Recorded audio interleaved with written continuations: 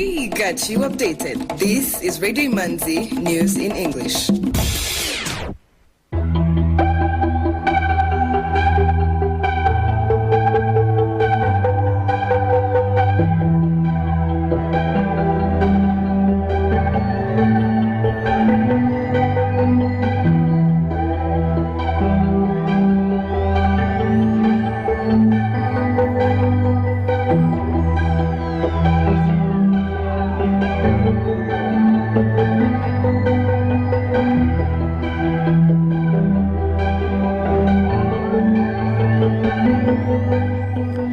You are tuned to Radio Imanzi, broadcasting from Kigali. Here is the news in English, brought to you by Fiona Umuganwa. The headlines. President Paul Kagame held talks with Canadian Prime Minister Justin Trudeau this afternoon. The Minister of Justice has said there is a need to opt for arbitration as climate change-related disputes are said to increase. South African government has urged the youth to embrace opportunities ahead of the commemoration of the Youth Day marking the anniversary of the June 16th, 1976 Soweto uprising.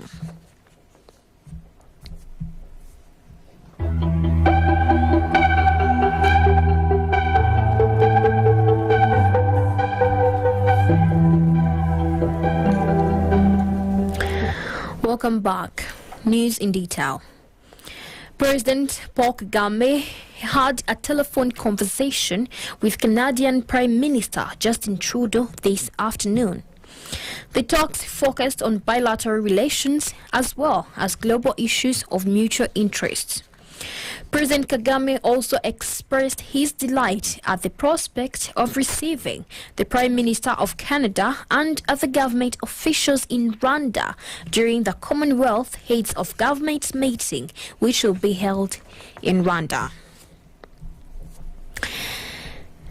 As the Commonwealth Heads of Government meeting 2022 approaches, the Rwanda National Police continue to publish daily traffic advisory maps to guide road users on roads in Kigali City that will be used by the Commonwealth Heads of Government meeting delegates and alternative routes. The police released on its Twitter page the traffic advisory for tomorrow. The roads that will be used by Kagame delegates are Serena Hotel to SP Petrol Station. The alternative routes are Sehashika, Imbuga City Walk, SP Petrol Station. The police also urged road users to bear with the changes and to respect traffic rules and regulations. On top of that, the police officers will be on roads for directions. The public can follow the daily traffic advisory on the RNP Twitter website and on various radios and television channels. A vertical bus traveling from Kigali to Rusizi caught on fire today when it arrived in Rubengera, Karongi district. However, none of the passengers were hurt because they jumped out when the vehicle began smoking. The Minister of Justice has said there is a need to opt for arbitration as climate change-related disputes are said to increase. He was speaking during the East Africa International Arbitration Conference held in Kigali under the theme Resettling for a New Age of International Arbitration in Africa, Climate Change, Global Partnerships and Sustainable Development. Mans Prince with more. Arbitration is an internationally recognized procedure whereby a dispute is submitted by agreement of the parties to a neutral party to make a binding decision on the dispute as opposed by going to court. Minister Ujira Shebuja said the world is facing an emergence due to impact of climate change, not only on biodiversity and ecosystems, including species loss and extinction, but also on livelihoods, health, and water supply, among others. He said that cases have been fueled by a variety of claimants, such as individuals, non-government organizations, as well as the government. To ensure there is a policy change to address climate change, over 1,843 climate change-related cases have been recorded up to June 2021 globally.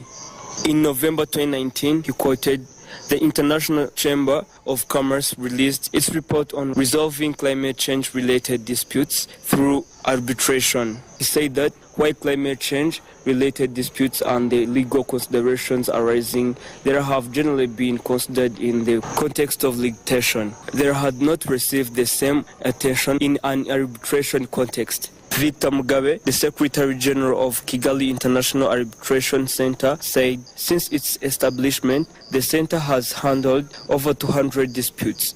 He said that they have received between 25 and 30 cases every year. Many businesses have not understood the benefits of arbitration and more awareness is needed. Faustin Ezidiayo, Chief Justice of Rwanda, said both developed and developing economies are increasingly reliant on and supportive the cross-border arbitration in resolving disputes. In 2008, a new arbitration law based on the UNCITRAL model law on international commercial arbitration was passed. Rwanda also became the 143rd country to accede to the Convention on the Recognition and Enforcement of Foreign Arbitration Awards into force for Rwanda on 29 January 2009. The aim was to ensure that commercial parties in Rwanda would be able to access an alternative way to resolve their disputes, thus increasing the attractiveness of Kigali as a center of dispute resolution. Gicumbi district authorities have said that they will advocate on behalf of the students who were duped out of 1 million Rwandan francs by the school that was teaching them mechanic courses. Truth Hope organization is a technical school located at Gicumbi Stadium. The school asked students enrolled in automotive courses to contribute money in order to purchase a car for use in their education. However, they never heard anything about it again after contributing the money. Nzabonima Emmanuel, the mayor of Gicumbi district, urged the students to work together and file a case against the school, promising that the district would assist them in obtaining justice and compensation. Truth Hope opened the school in 2015, teaching mechanics, hairdressing and driving without legal permission from authorities, which is why its leader is in prison now. We shall come back for international news. 3 key contributors to growth. International news.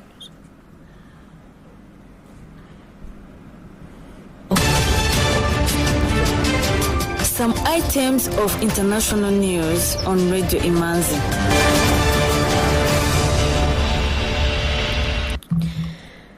President Uhuru Kenyatta, who is also the chairperson of the East African Community, has called for urgent activation of an East African standby force to help quell the violence in the Eastern Democratic Republic of Congo. A statement issued by State House in Nairobi said President Kenyatta was concerned with renewed violence in North Kivu and wants the area declared a weapons-free zone. The statement adds in part that the regional force shall be deployed to the Ituri, North Kivu and South Kivu provinces immediately to stabilize the zone and enforce peace in support of the DRC security forces and in close coordination with the United Nations Organization Stabilization Mission in the Democratic Republic of the Congo. A senior Tanzanian lawmaker says the inclusion of women in political processes is a key element in achieving a truly inclusive democracy, and women must have a chance to exercise their political rights and participate fully in all political decision making. MP Anastasia Wambura, a member of the Tanzanian parliament, said this during the start of a 3-day peer-to-peer regional learning event for lawmakers themed Enhancing Voice and Choice, Women Lead Africa, that is hosted by the East African Legislative Assembly in Arusha, Tanzania. The event, co-organized with the International Institute for Democracy and Electoral Assistance, is meant to identify the most pressing concerns around women's political participation, with which to African women lawmakers and other stakeholders who influence the political participation discourse should be grappling with. Wambura recognized the progress made around the continent, but noted that so much more needs to be done. Her country, Tanzania, for the first time has a woman president, who is the 60th woman president on the continent. The East African Legislative Assembly Speaker, Martin Ngoga, said women's rights are human rights and women's leadership unleashes their potential and talents. The AU Agenda 2063 and UN SDGs, in particular Goal 5 on gender equality, cannot be attained if over 50% of the world's population is underrepresented on the negotiation table. It was observed that a lot of investment needs to be undertaken at both the regional level and the national levels so as to achieve gender parity. South African government has urged the youth to embrace opportunities ahead of the commemoration of Youth Day, marking the anniversary of the June 16, 1976 Soweto uprising. Youth Day is celebrated annually as a reminder of the importance of youth and their voices. This year, Youth Day will be commemorated under the theme Promoting Sustainable Livelihood and Resilience of Young People for a Better Tomorrow. The Soweto uprising was a series of demonstrations and protests led by black school children in South Africa that began on the morning of 16th June 1976. Students from various schools began to protest in the streets of Soweto in response to the introduction of Afrikaans as the medium of instruction in black schools. Minister in the presidency, Mondli Ngubele, said the youth are the future of this country and therefore government remains resolute in creating a favorable and supportive environment for youth to become successful entrepreneurs and leaders.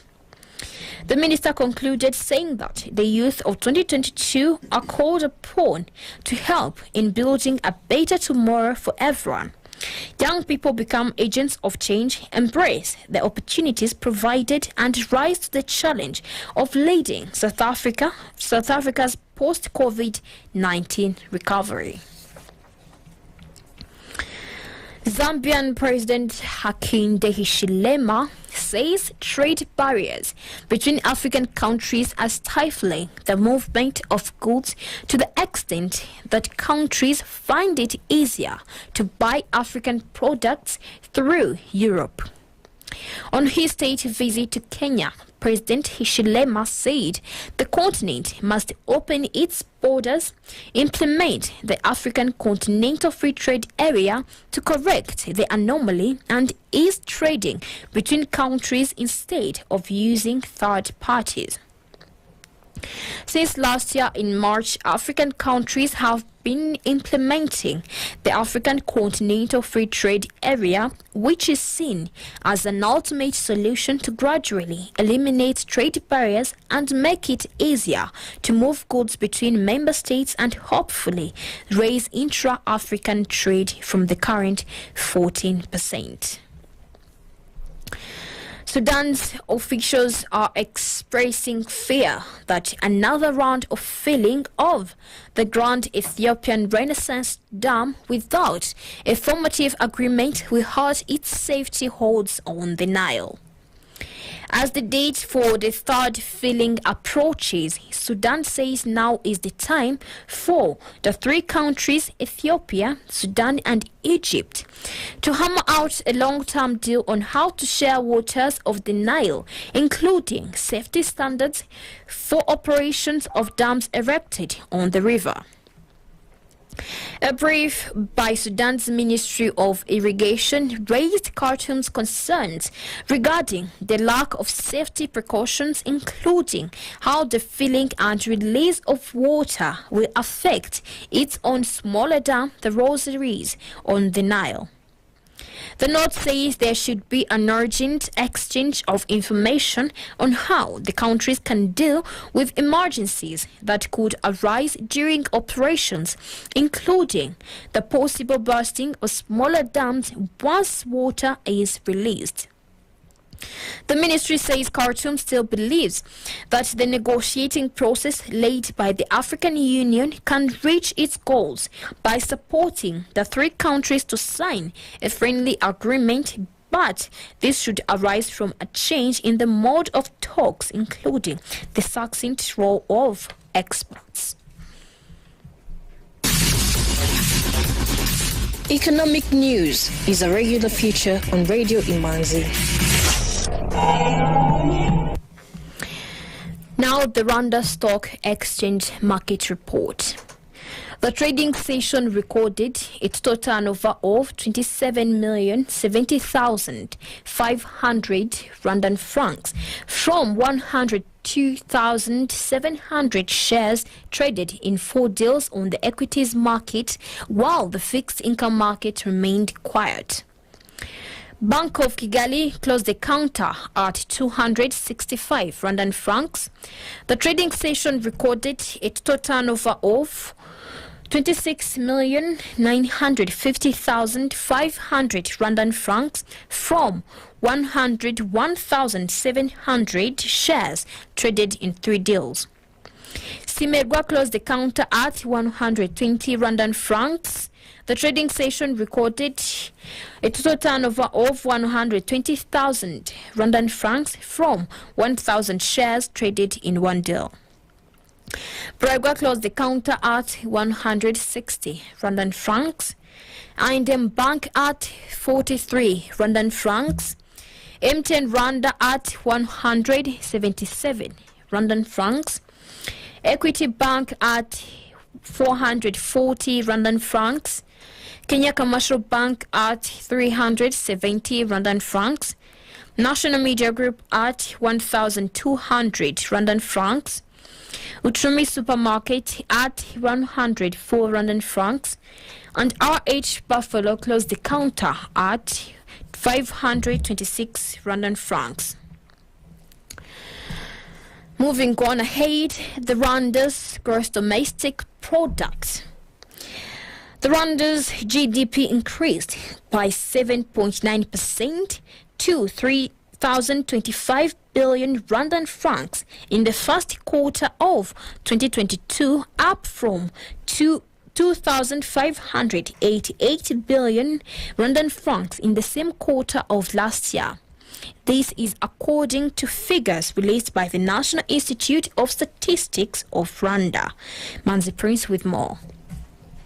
3 key contributors to growth in the first 3 months of 2022 are services with 47%, agriculture with 23%, and industry 22%, while net direct taxes accounted for the remaining 8%.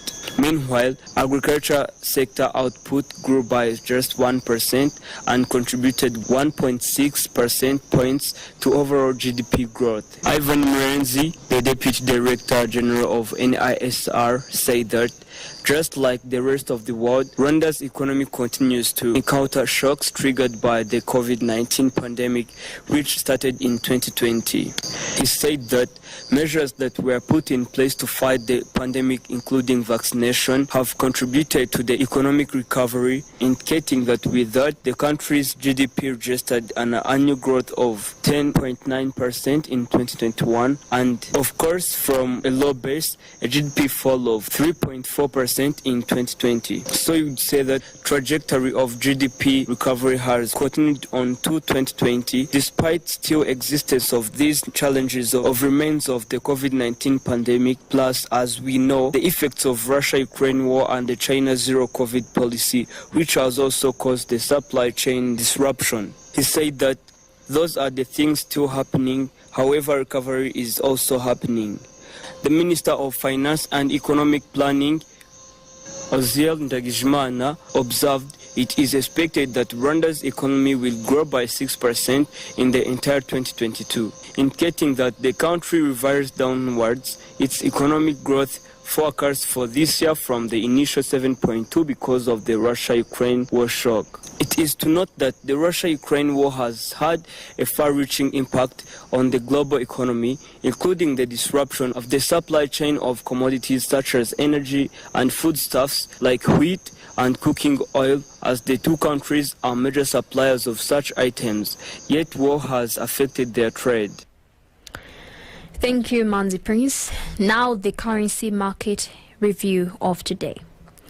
The Kenyan shilling buying price was 8.6 Rwandan francs. The selling price was 8.8 Rwandan francs. Tanzanian shilling buying price was 0.43 Rwandan francs, and the selling price was 0.44 Rwandan francs. Ugandan shilling buying price was 0.26 Rwandan francs, and the selling price was 0.27 Rwandan francs. Burundian franc buying price was 0.49 Rwandan francs, and the selling price was 0.5 Rwandan francs. Burundian franc buying price was 0.49 Rwandan francs, and the selling price was 0.5 Rwandan francs. The US dollar buying price was 1,013 Rwandan francs, and the selling price was 1,033 Rwandan francs. The British pound buying price was 1,230 Rwandan francs, and the selling price was 1,255 Rwandan francs. The euro buying price was 1,057 Rwandan francs, and the selling price was 1,078 Rwandan francs. With that, we come to the end of tonight's edition.